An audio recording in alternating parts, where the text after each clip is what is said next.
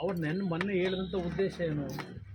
ರಾಜ್ಯದಲ್ಲಿ ನಡೀತಾ ಇರತಕ್ಕಂಥ ಈಗಿನ ಈ ಸರ್ಕಾರದ ಆ ಒಂದು ದಬ್ಬಾಳಿಕೆಗಳು, ಅಕ್ರಮಗಳು, ಇದೆಲ್ಲದರ ಹಿನ್ನೆಲೆಯಲ್ಲಿ ಅವರ ನಡವಳಿಕೆಯಿಂದಲೇ ನಾಡಿನ ಜನತೆ ಸಮಾಪ್ತಿ ಮಾಡ್ತಾರೆ ಅಂತಕ್ಕಂಥದ್ದು ಹೇಳಿದ್ದಾರೆ.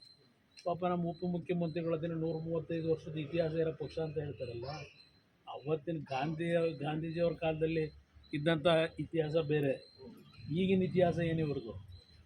ಅವತ್ತು ಸ್ವಾತಂತ್ರ್ಯ ತರಬೇಕಾದ್ರೆ ಕಾಂಗ್ರೆಸ್ ಪಕ್ಷದಲ್ಲಿದ್ದಂಥ ಹಲವಾರು ಹಿರಿಯರು ಅವರ ಮನೆಯ ಆಸ್ತಿಗಳನ್ನು ಮಾರಾಟ ಮಾಡಿ ಸ್ವಾತಂತ್ರ್ಯ ಹೋರಾಟ ಮಾಡಿರೋದು, ಸಂಪೂರ್ಣ ಜೀವನ ತೆಗೆದಿರ್ತಕ್ಕಂಥವ್ರು ಇವ್ರು ಮಾಡ್ತಿರೋದಲ್ಲ.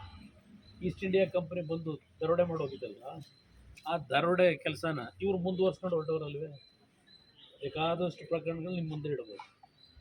ಆ ಇತಿಹಾಸ ಇದ್ದಂಥ ಕಾಂಗ್ರೆಸ್ ಬೇರೆ, ಈ ಇತಿಹಾಸ ಇರ್ತಕ್ಕಂಥ ಈಗಿನ ಕಾಂಗ್ರೆಸ್ ಬೇರೆ. ಅದನ್ನು ಯಾರು ಹೇಳಬೇಕಾಗಿಲ್ಲ. ಸರ್ ಸಿ ಟಿ ರವಿ ಅವರು ಭೇಟಿಯಾಗಿದ್ರು ಇವತ್ತು. ಮುಂದೆ ಜಾಯಿಂಟಾಗಿ ಕೆಲಸ ಮಾಡಬೇಕಲ್ಲ, ಅದಕ್ಕೆ ಹಲವಾರು ವಿಷಯಗಳು ಚರ್ಚೆ ಮಾಡಿ ಯಾವುದೋ 2 ಕ್ಷೇತ್ರದ ಬಗ್ಗೆ ಚರ್ಚೆ ಆಗಿ ಎಲ್ಲರೂ ಭೇಟಿ ಮಾಡ್ತಾರೆ. ಈಗ ಅಂಥ ಸಮಯ ಬಂದು ಸುಮಲತಾ ಅವ್ರನ್ನೂ ಭೇಟಿ ಮಾಡ್ತಾರೆ. ಅವ್ರು ಬಿ ಜೆ ಪಿನಲ್ಲೇ ಮುಂದುವರಿಯೋದಾದರೆ, ಬಿ ಜೆ ಪಿಯ ಪರವಾಗಿ ಅವರಿದ್ದರೆ ಅವ್ರನ್ನೂ ಭೇಟಿ ಮಾಡ್ತೀನಿ. ಈಗೇನು ನಾವೇನು ಇಲ್ಲಿ ಇಂಥ ಕ್ಷೇತ್ರದಿಂದ ನಾವು ನಿಲ್ತೀವಿ ಅಂತ ಹೇಳಿದ್ದೇವೆ, ಇಲ್ಲ ಇಂಥವ್ರಿಗೆ ತೊಂದರೆ ಕೊಟ್ಟು ನಿಲ್ಲಬೇಕು ಅಂತ ಇದ್ದೇವೆ, ಯಾವುದೂ ಇನ್ನೂ ನಾವು ಚರ್ಚೆನೇ ಮಾಡಿಲ್ಲ. ಇವೆಲ್ಲ ಪ್ರಾರಂಭಿಕ ಹಂತದಲ್ಲಿರ್ತಕ್ಕಂಥದ್ದು.